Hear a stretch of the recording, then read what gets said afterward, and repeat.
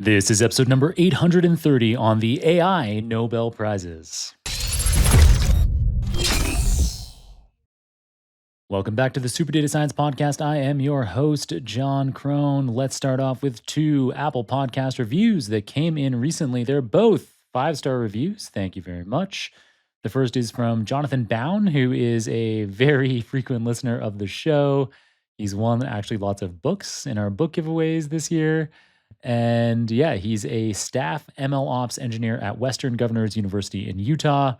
He had a pretty clever review on Apple Podcasts. He says, correlation is not causation, but my career in data science, now ML ops, took off around the time I found this show 2 years ago. Since then, it's been a consistent treasure trove of relevant resources, from tools to courses to great books that he can check out. And yeah, that he frequently also wins. He had some nice things to say about me as a host as well, especially all the opportunities to engage with the show, from guest questions that I provide on LinkedIn. I make LinkedIn posts that you can interact with, and you can ask questions of the guests that we have coming up on the show, and of course also the book giveaways that I've mentioned now a couple of times. So thanks for that Apple Podcast review, John. Our second review, also a 5-star Apple Podcast review. I don't know what this person's real name is.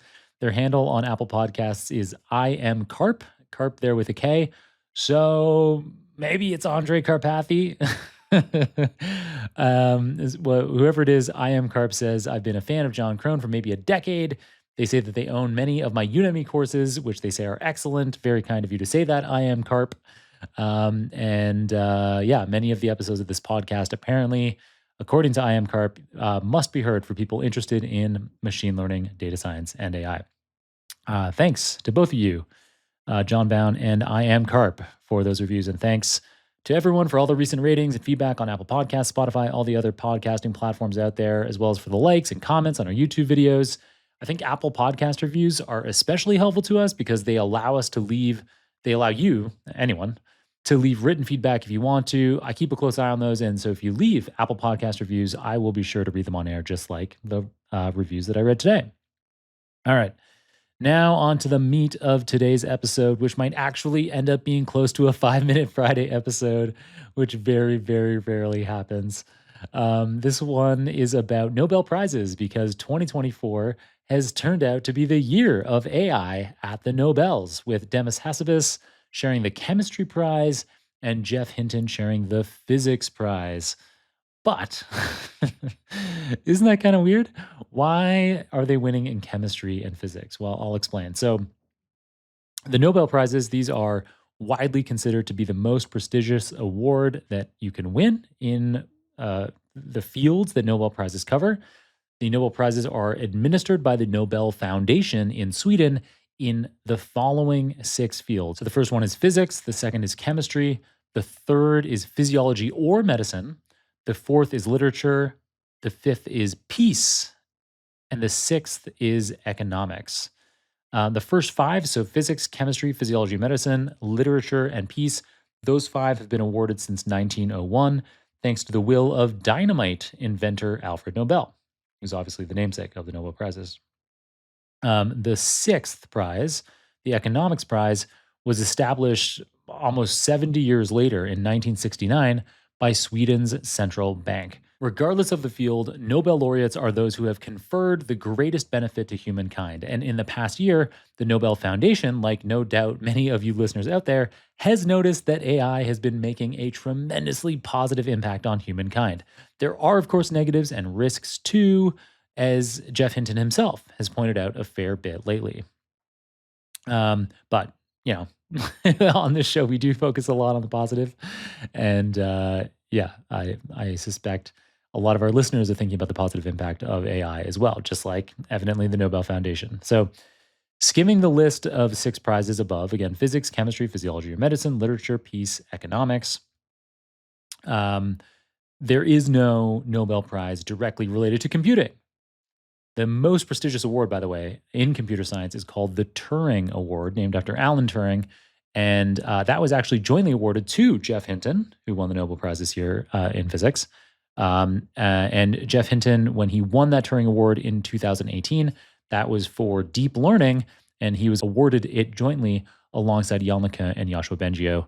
Three names: Jeff Hinton, Jan LeCun, Yoshua Bengio, that anyone who's been around in AI for a while are, no doubt familiar with for, huge amount of critical early innovation in deep learning. But anyway, despite there not being a Nobel Prize directly related to computing, that did not stop the Nobel Prize Committee from finding a way to recognize the achievements of those behind world transforming artificial intelligence. So let's start with talking about Geoff Hinton and his Physics Award. The justification for awarding Hinton, who is a cognitive and computer scientist who's now professor emeritus at the University of Toronto, and until recently, he also led the Google Brain team based in Toronto. So the justification for awarding him with a Nobel Prize in physics is provided by Hinton sharing it with John Hopfield. John Hopfield is an American physicist, and emeritus professor at Princeton. A portion of Hopfield's work is classified as something called biophysics, including his work on the development of artificial neural networks, which are inspired by the physiology and, I guess, the biophysics of biological brain cells. Hinton was pivotal in devising techniques for making artificial neural networks deeper, that is, having more layers of processing. And that earned artificial neural networks the moniker deep neural networks once they became deep like that, because they carry out deep learning. And Hinton has been recognized now with this godfather of AI name that lots of people call him by these days.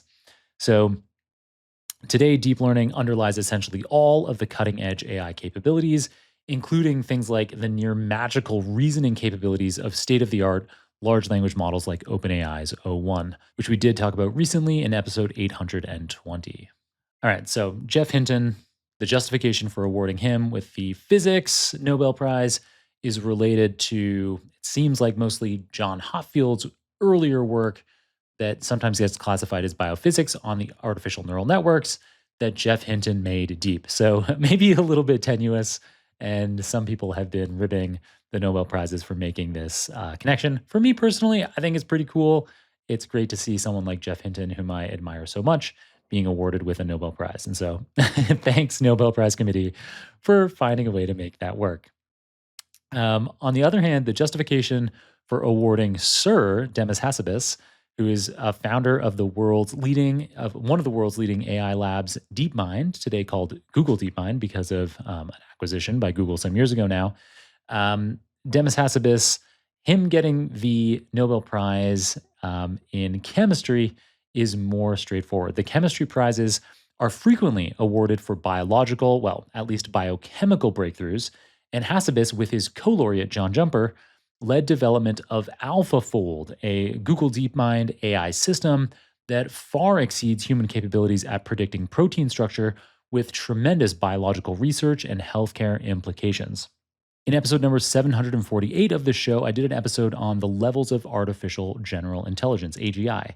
And I cite in that episode that the superhuman capabilities of AlphaFold, Demis Hassabis' innovation, are one of the existing examples of an artificial superintelligence, ASI, that we have already today. The key point being that today, ASI systems are very narrow in their capabilities.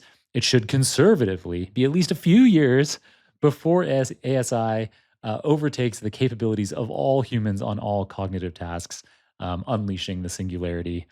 Hopefully we have at least a little bit of time before that happens to prepare.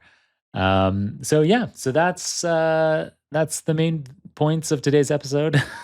We just wanted to have a discussion on these Nobel Prizes, one by Geoff Hinton and Demis Hassabis in physics and chemistry. And now, hopefully you learned a bit about the Nobel Prizes as well as, their innovations related to AI and how the Nobel Prize Committee is justifying AI being awarded with Nobel Prizes in physics and chemistry. All right, that's it for today's episode. If you enjoyed today's episode or know someone who might, consider sharing this episode with them. Leave a review of the show on your favorite podcasting platform. Tag me in a LinkedIn or Twitter post with your thoughts. For example, Do you think it's weird that AI breakthroughs are leading to Nobel Prizes in fields like physics and chemistry? Do you think this might be the beginning of a trend? So, wherever you post those thoughts on LinkedIn or Twitter, I'll read those, and where appropriate, I'll respond as well. And yeah, in addition to those ways of interacting with the show, if you aren't already, be sure to subscribe to the show. Most importantly, though, we just hope you'll keep on listening. Until next time, keep on rocking it out there, and I'm looking forward to enjoying another round of the Super Data Science Podcast with you very soon.